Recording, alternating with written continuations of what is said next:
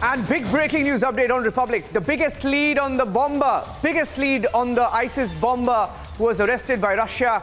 And my colleague Abhishek is breaking that story. ISIS bomber is an Uzbek national, a citizen of Uzbekistan who was recruited in Turkey, and he's an Uzbek national, recruited in Turkey and sent to Russia to come to India. Let me go across to Abhishek. Abhishek is breaking that story.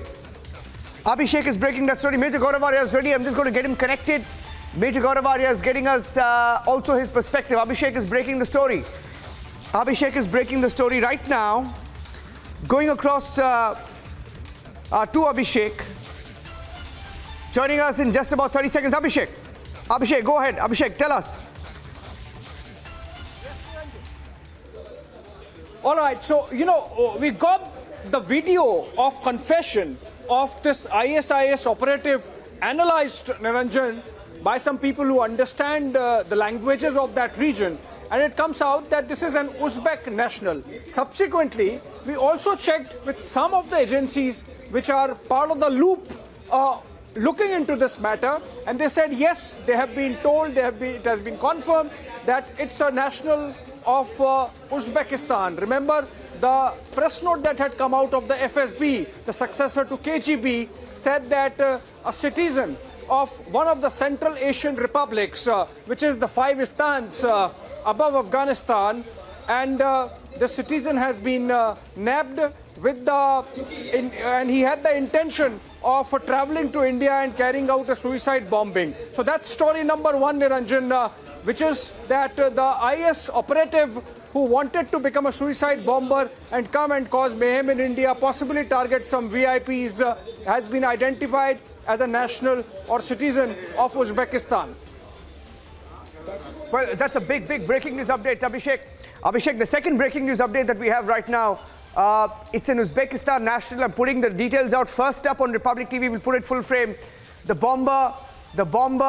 ISIS bomber was an Uzbekistan national. That's a confirmation on Republic. Only Republic has the details. Abhishek breaking that big lead. I don't think anyone has it. I don't think even the Russian media has that. ISIS bomber is a citizen of Uzbekistan. That's him there. He called himself Azamov, and he's an ISIS terrorist who was recruited in Turkey, sent to Russia to come to India. His transit was via Russia, and he was arrested by Russia. Full details emerging. And the second big breaking news update, let me put those details out. Second big update, a Pakistan sleeper cell. I repeat, role of Pakistan sleeper cells emerging. Because even the terrorist who was arrested by Russia, he has confessed that he was going to meet someone in India, and that someone he was going to meet in India was going to give him the logistical support.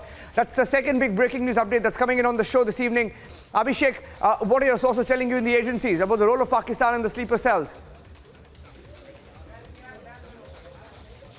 Well, yes, Niranjan, so that's the second big breaking coming out of all the inquiries we were making, all the questions we were asking through the day about this disclosure by the Russian intelligence agency that an Uzbek national, identified now as Uzbek national, trained in Turkey, recruited in Turkey by the Islamic State, and with the avowed objective of carrying out a terror attack in India to avenge the Prophet remarks, detained by the FSB and being questioned as of now. Possibly at some stage we would also get access, not immediately, but what is important is, Niranjan, that our agencies are already working on the leads that have been shared initially by the Russians, and it seems that this man, once he landed here in India, was to get a massive logistics support to carry out the suicide bombing, and that is not possible by Islamic State, or network that is available in India. So whether there is possibility that the Pakistani deep state, or if not the Pakistani deep state, then the open terror organizations that work in cahoots with the Islamic State in Pakistan, were they facilitating the suicide bomber to carry out his terror attack, or were ready to do that? That's something which is being investigated by our agencies now. Abhishek, I request you to stay with me because Major Gaurav Arya is also joining us on the broadcast this evening. Major Gaurav Arya joining us from the national capital. Major Arya, getting in breaking news now that it was an Uzbekistan national. So, an Uzbek national who goes to Turkey, he's recruited in Turkey, he meets people in Istanbul, he's sent to Russia to come to India with documentation. Obviously, he was going to get support here. And we're also hearing that Pak sleeper cells were activated perhaps, and that is being looked into. Your analysis on this breaking news story, on the biggest story tonight, Major Arya. No, Niranjan, very interesting because you see, one thing is absolutely clear. If you look at all the terror attacks that have happened in India, all of them, they cannot be done without local support.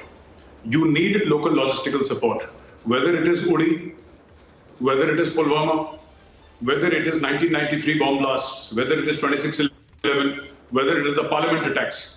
You know, those days of lone wolf terror attacks are very rare. If you want to do something at scale, something of a certain scale, you require local logistical support. So this is, I think, Niranjan, something which is very interesting. And always, I think this is like an iceberg. I call it the iceberg syndrome, Niranjan, where what you see is this attacker. This is only 10%, 90% is below the water. And what must be investigated is people who are sympathetic to his cause, who are inside India. Because obviously, if this guy was supposed to come on a flight, Niranjan, he's not going to be carrying RDX or weapons on a flight. Somebody would have given him the weapons inside India. Somebody would have been asked to give him explosives inside India. Somebody would have done reconnaissance. Somebody would have, scoped out various things in India. That here is the target, here is the movement pattern of the target. This is what you can do. And then this person would have reconfirmed and then carried out the strike.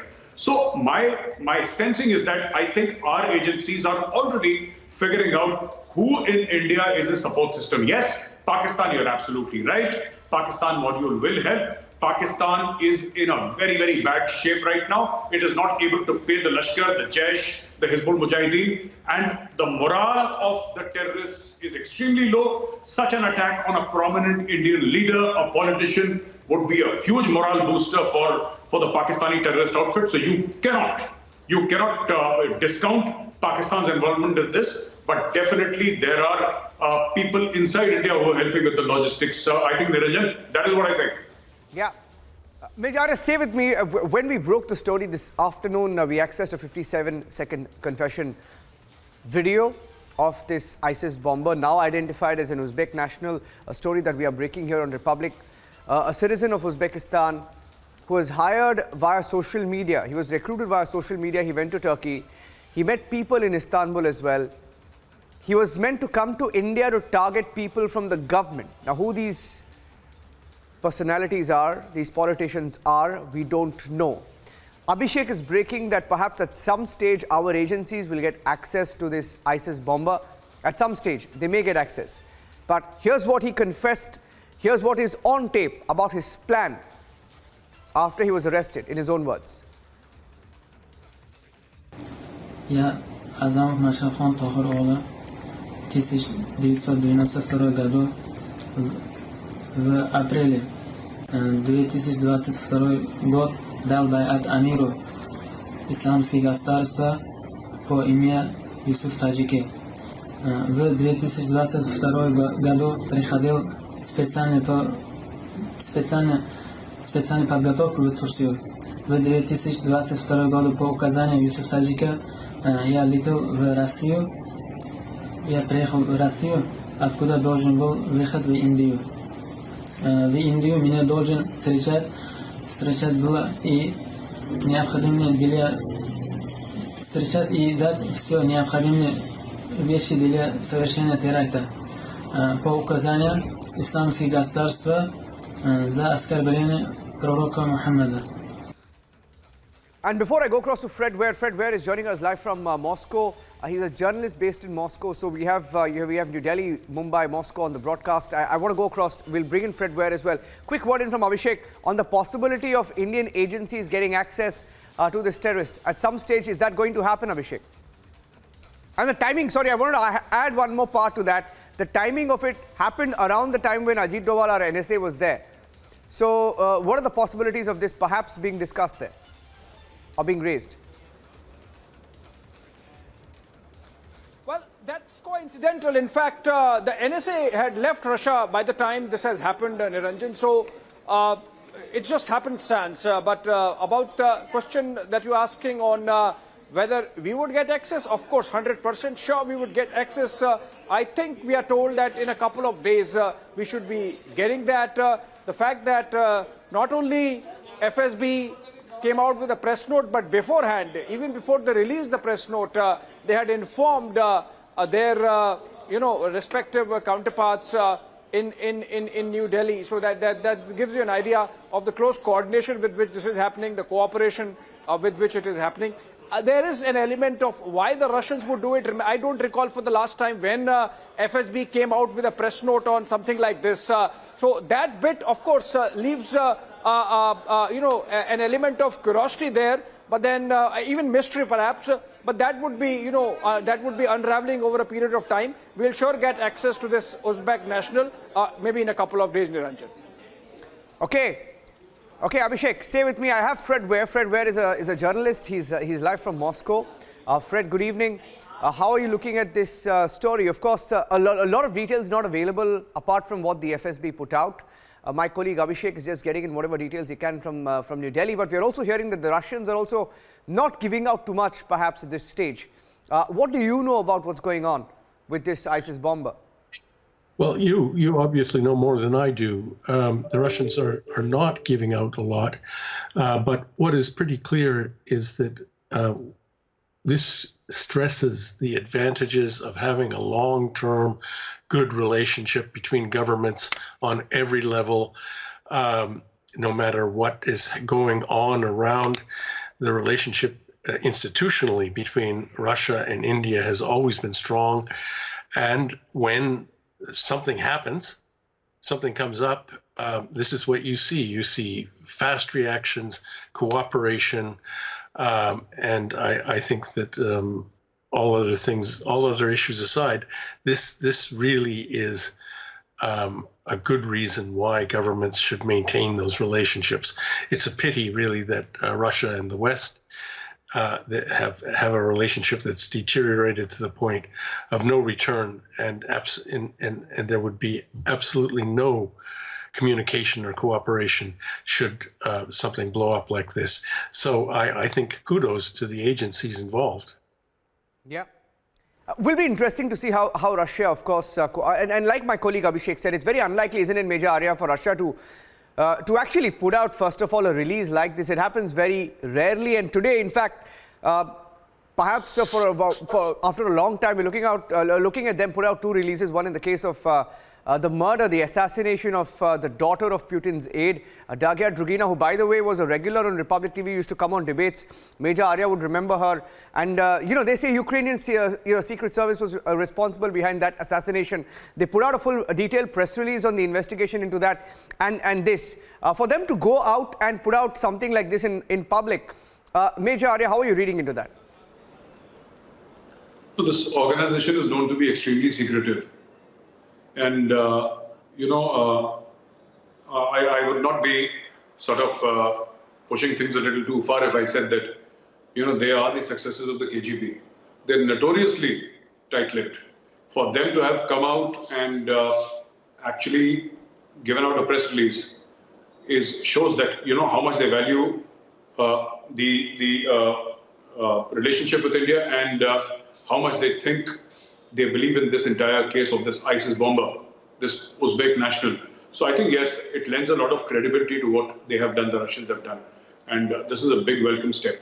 Yeah. I don't remember them putting out too many press releases, by the way, Niranjan. I don't remember them doing that. Yeah, absolutely. Well, can I get one last, one quick response from Fred as well before I let him go? Fred is joining us live from Moscow. Fred, very, very challenging times for Russian agencies, especially because they've been criticized and also now being lauded with whatever's going on now. So how are you looking at the developments in the last few days and the pressure on these agencies in Russia? Well, I think it's clear that the Ukrainians are finding ways to hit Russia. In various ways. They're using drones, they're using saboteurs. Apparently, they used this assassin trained assassin. And I think that it's because there's at best a stalemate in the battlefield. The Russians are grinding forward. The outcome looks bleak for Ukraine in a lot of ways. So this is a way of hitting back, getting maximum PR resonance. And I think they also hope that it will bring the war home to Russians, to make them think, to make them scared. I myself am just working on this as a journalist, trying to figure out what is the public response to this assassination right under everybody's noses, whether Russians are intimidated and whether it is changing the picture, the mood for Russians. It's not clear to me yet, but I think there is no doubt that if the Ukrainians did this, that was their goal, to bring the war home to Russians. Yes. I'd like to thank Abhishek getting us the exclusive details on the biggest story tonight. Fred Ware joining us live from Moscow, and Major Gaurav Arya. Thank you for joining us on this show, gentlemen.